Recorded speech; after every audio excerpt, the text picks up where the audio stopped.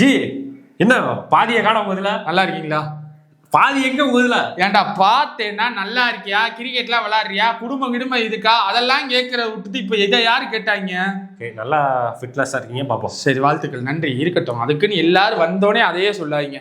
Mumbai Indians எப்படி ஜெயிக்கிறது? சூப்பர்பா, கரெக்டா மும்பை இந்தியன்ஸ் எப்படி ஜெயிக்குதுங்க நீ வந்துட்ட சிதிக்கி இருக்க. என்னது?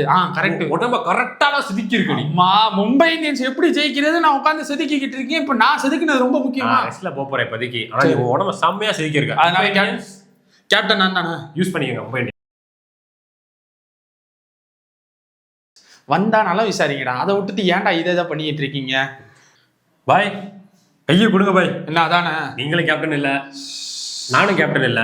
சரிடா, அதுக்கு என்னடா பட் உங்களை பாக்குறப்போ அத வீரம் படத்துல அஜித் சொல்லுவார்ல, அஜித்துக்கு பார்த்து சொல்லுவாங்க, சுட்டு சாணம் பிடிச்சா கத்தி மாதிரி கூரா இருக்கீங்கன்னு. அந்த மாதிரி இருக்கீங்க.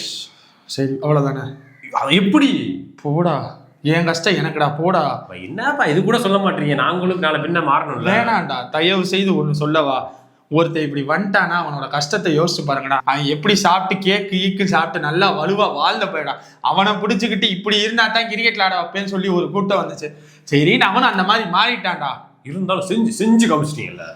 டேய், என் கஷ்டம் எனக்குடா, வடபாவ திங்க முடியலடா. போடா போங்க பெரியப்பா.